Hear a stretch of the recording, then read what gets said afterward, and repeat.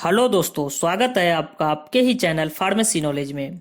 आज हम बात करेंगे एनएसएआईडी के सबसे इम्पोर्टेंट ड्रग्स पैरासीटामोल के बारे में। आपने पहले से ही इसका नाम सुना होगा और बहुत बार फीवर के ट्रीटमेंट में पैरासीटामोल का यूज किया होगा। पैरासीटामोल जो कि एक non steroidal anti inflammatory drugs है, इसे एसिटामिनोफेन के नाम से भी जाना जाता है और ये वर्ल्ड का सबसे ज्यादा यूज होने वाला over the counter analgesic and antipyretics drug है। पैरासीटामोल मेनली पारा अमीनो फिनॉल डेरिवेटिव्स है। पारा अमीनो फिनॉल डेरिवेटिव्स के एग्जाम्पल देखें तो पैरासीटामोल, फेनासेटिन इसके मेन एग्जाम्पल हैं। फेनासेटिन पहला ऐसा ड्रग्स था जो पारा अमीनो फिनॉल एनएसएआईडी ग्रुप को रिप्रेजेंट करता था, बट इसके प्रोलॉन्ग्ड यूज करने से सल्फा हीमोग्लोबिनेमिया के कंडीशन एपियर्ड होती थी और साथ ही साथ हिपैटिक टॉक्सिसिटी के भी सिम्टम देखने को मिले। इसीलिए गवर्नमेंट ने फेनासेटिन को बैन कर दिया। अब बात करेंगे पैरासीटामोल की, जिसे हम एसिटामिनोफेन भी कहते हैं। इसका डिस्कवरी 1951 में हुआ था। पैरासीटामोल मेनली फेनासेटिन का ही एक एक्टिव मेटाबोलाइट है। इसके फार्माकोलॉजिकल एक्शन की बात करें तो paracetamol mainly antipyretic analgesic action show करता है, लेकिन एनएसएआईडी ग्रुप से बिलोंग करते हुए भी ये weak anti inflammatory action show करता है। जबकि आप जानते हैं एनएसएआईडी के नाम से ही मतलब निकलता है non steroidal anti inflammatory, but paracetamol एक एक्सेप्शन है। ये एंटी इन्फ्लामेटरी एक्शन बहुत ही कम तरीके से शो करता है। इसके बारे में हम आपको आगे बताएंगे। सबसे पहले हम इसके मेन एक्शन एनाल्जेसिक की बात करें तो हम देखेंगे कि पैरासीटामोल एक अच्छा एनाल्जेसिक है। इट मीन्स ये पेन के परसेप्शन को रिड्यूस करता है, बट ये पेन के परसेप्शन को रिवर्सिबल तरीके से रिड्यूस करता है। हम पेन को कुछ देर के लिए कम कर सकते हैं, हमेशा के लिए खत्म नहीं कर सकते, इसीलिए हमने वर्ड यूज किया है रिवर्सिबल तरीके से। इसके साथ ही पैरासीटामोल सबसे अच्छा एंटीपायरेटिक ड्रग्स माना जाता है। हम मेनली इसके एंटीपायरेटिक एक्शन को डिटेल्स में देखेंगे तो हम जानते हैं कि कॉक्स एंजाइम, जिसे साइक्लोऑक्सीजिनेज एंजाइम कहा जाता है, ये हमारे ब्रेन में भी पाए जाते हैं। जब कोई पायरोजन या अदर मैक्रो ऑर्गेनिज्म हमारे बॉडी में इंटर करता है तो ये ब्रेन में कॉक्स एंजाइम को एक्टिवेट कर देता है। हमने पहले की वीडियो में भी बताया है कि कॉक्स एंजाइम मेनली 2 टाइप्स के होते हैं, COX 1 and COX 2।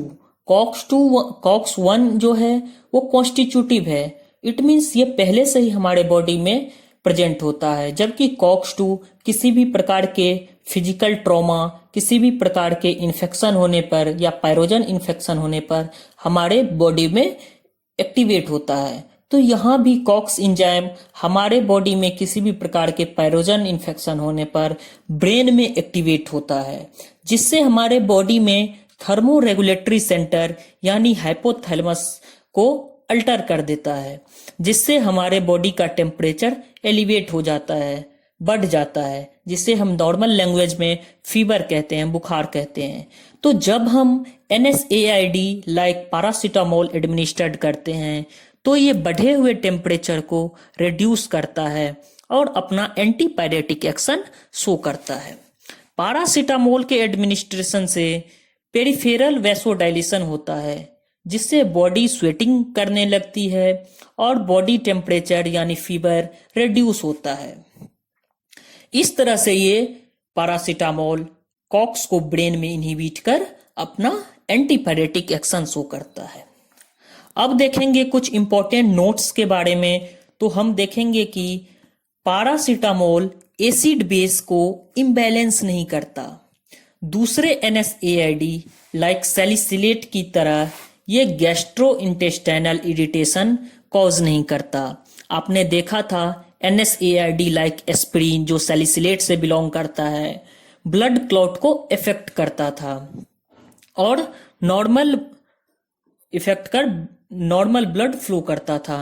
But paracetamol का ब्लड क्लॉटिंग पे कोई इफेक्ट नहीं है। इसके साथ ही कार्डियोवैस्कुलर सिस्टम पे भी ये कोई इफेक्ट शो नहीं करता। ये सेलुलर मेटाबॉलिज्म को भी इंक्रीज नहीं करता और रेस्पिरेटरी सिस्टम पे भी पैरासीटामोल का कोई इफेक्ट शो नहीं हो पाता। अब हम बात करेंगे paracetamol weak anti inflammatory action show क्यों करता है। तो हम जानेंगे कि ये पेरिफेरल टिश्यू में प्रोस्टाग्लैंडिन सिंथेसिस को पुअर तरीके से इनहिबिट करता है, जिससे इन्फ्लामेशन ठीक नहीं हो पाता। और ये इसलिए होता है क्योंकि इन्फ्लामेशन के साइट पे पेरोक्साइड रिच अमाउंट में प्रेजेंट होता है। पेरोक्साइड प्रेजेंट होने पर पैरासीटामोल कॉक्स-2 एंजाइम को ब्लॉक नहीं कर पाता, जिससे कि प्रोस्टाग्लैंडिन सिंथेसिस होता है और इन्फ्लामेशन कॉज करता है। इसलिए हम पैरासीटामोल को as a weak anti inflammatory properties मानते हैं। चलिए अब हम बात करते हैं पैरासीटामोल के फार्माकोकाइनेटिक्स के बारे में। अगर आप पैरासीटामोल को ओरली एडमिनिस्टर्ड करते हैं तो ये गैस्ट्रोइंटेस्टाइनल ट्रैक्ट में वेल एब्जॉर्ब्ड ड्रग है। इसके साथ ही इसका डिस्ट्रीब्यूशन ऑल ओवर बॉडी है, इसलिए ये गैस्ट्रोइंटेस्टाइनल ट्रैक्ट में इरिटेशन नहीं करता, साथ ही साथ एसिड बेस को इम्बैलेंस नहीं करता। दूसरा जो इसका फार्माकोकाइनेटिक्स है, ये ग्लूकोर्निक एसिड के साथ कंजुगेट करके अपना मेटाबॉलिक एक्टिविटी शो करता है। हम ग्लूकोर्निक एसिड के बारे में आगे में बात करेंगे। और इसका मेटाबॉलिक प्रोडक्ट का जो रेसिड्यू है वो यूरिन के द्वारा बॉडी से एक्सक्रीट आउट होता है। इसके प्लाज्मा हाफ लाइफ की बात करें तो 2 से 3 घंटे होती है। अब हम बात करेंगे पैरासीटामोल के एडवर्स इफेक्ट्स के बारे में। अगर पैरासीटामोल को प्रिस्क्राइब डोज या फिर एंटीपायरेटिक डोज या फिर सुटेबल डोज पर हम अगर एडमिनिस्टर्ड करते हैं तो ये सेफ माना जाता है। प्रिस्क्राइब डोज जनरली 300 mg से 600 mg को माना जाता है। अगर इस डोज में आप किसी को पैरासीटामोल एडमिनिस्टर्ड करते हैं तो ये सेफ माना जाता है। नौसिया एंड रैशेज जैसे कुछ कॉमन सिम्टम हैं जो अपीयर्ड होते हैं, बट ये टोटली सेफ है। लेकिन जैसे ही आप पैरासीटामोल का लार्ज डोज एडमिनिस्टर्ड करते हैं तो ये हिपैटिक टॉक्सिसिटी जैसे कंडीशन अपीयर्ड होता है। अगर स्मॉल चिल्ड्रन में बात करें तो छोटे बच्चों में बात करें तो हिपैटिक ग्लूकोनाइड कंजुगेशन एबिलिटी जो होता है उनका वह बहुत ही कम होता है। और हिपैटिक ग्लूकोनाइड कंजुगेशन एबिलिटी कम होने के कारण अगर आप बच्चों में हायर डोज ऑफ पैरासीटामोल देते हैं या टॉक्सिक डोज देते हैं तो ये अपना एडवर्स इफेक्ट कॉज करता है। टॉक्सिक डोज से हम यहाँ बात करेंगे, अगर 7 से 10 ग्राम आपने किसी चिल्ड्रन में पैरासीटामोल का एडमिनिस्टर्ड किया तो serious toxicity like vomiting, abdominal pain, loss of consciousness जैसे सिम्टम अपीयर्ड होंगे। यही आगे चलकर renal tuber necrosis, it means renal tuber necrosis means होता है कि किडनी के सेल का टोटली डिस्ट्रॉय हो जाना, एंड आगे चलकर ये हाइपोग्लाइसेमिक कोमा में भी कन्वर्ट हो जाता है। अगर आप फिर से टॉक्सिक डोज एडमिनिस्टर्ड करते हैं तो ये हिपैटिक फेल्योर या फिर डेथ जैसे कंडीशन भी अपीयर्ड हो सकता है। तो हमने जाना कि अगर पैरासीटामोल का टॉक्सिक डोज या हायर डोज किसी में एडमिनिस्टर्ड करते हैं तो ये फैटल हार्मफुल साबित होता है। चलिए अब हम बात करते हैं इसके मैकेनिज्म ऑफ टॉक्सिसिटी के बारे में कि ये कैसे अपना टॉक्सिक इफेक्ट शो करता है।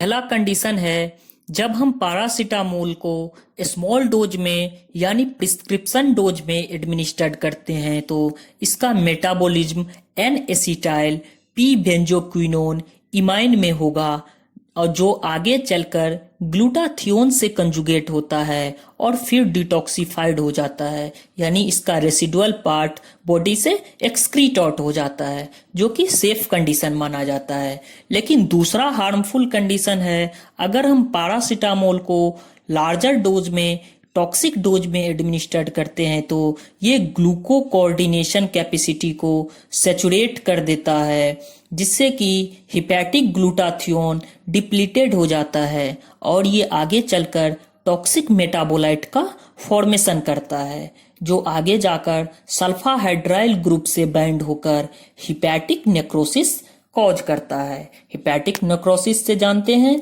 हम किडनी के सेल का डेथ हो जाना, हिपैटिक सेल का डेथ हो जाना, जो कि हार्मफुल कंडीशन माना जाता है। इस तरह से ये अपना टॉक्सिक इफेक्ट शो करता है। तो लार्जर अमाउंट में पैरासीटामोल टॉक्सिसिटी कॉज करता है, जो कि फैटल या हार्मफुल माना जाता है। अब इस कंडीशन के ट्रीटमेंट के लिए अगर हम पैरासीटामोल का लार्ज डोज एडमिनिस्टर्ड कर लिए हैं तो इसके ट्रीटमेंट के लिए सबसे पहले हम उस पेशेंट में वोमिटिंग को इंड्यूस करेंगे ताकि उसका रेसिडुअल पार्ट एक्सक्रीट आउट हो सके। इसके साथ ही हम एक्टिवेटेड चारकोल को ओरली एडमिनिस्टर्ड करते हैं। इसके साथ ही एन एसिटाइल सिस्टीन को 150 mg पर केजी इंट्रावेनियसली एडमिनिस्टर्ड करते हैं। अगर पैरासीटामोल का टॉक्सिसिटी हो जाता है तो एन एसिटाइल सिस्टीन को इंट्रावेनियसली एडमिनिस्टर्ड करने पर बेटर रिजल्ट देखने को मिलता है। अब बात करेंगे हम पैरासीटामोल के यूजेस के बारे में। तो आप पहले से ही जानते हैं कि पैरासीटामोल का यूज एज अ एंटीपायरेटिक होता है। अगर बॉडी टेम्परेचर इंड्यूस हो गया है, बढ़ गया है, तो फीवर को रिड्यूस करने के लिए हम पैरासीटामोल का यूज करते हैं। ये over the counter analgesic use होता है, जिससे हम headache, mild migraine and musculoskeletal pain treat करते हैं। अब NSAID के ब्रांड नेम की बात करें तो किस किस ब्रांड नेम से ये पैरासीटामोल मार्केट में आता है, तो सबसे फेमस आपने नाम सुना होगा Crocin tablet, Dolo tablet, Calpol tablet, Paracip tablet. Thank you दोस्तों।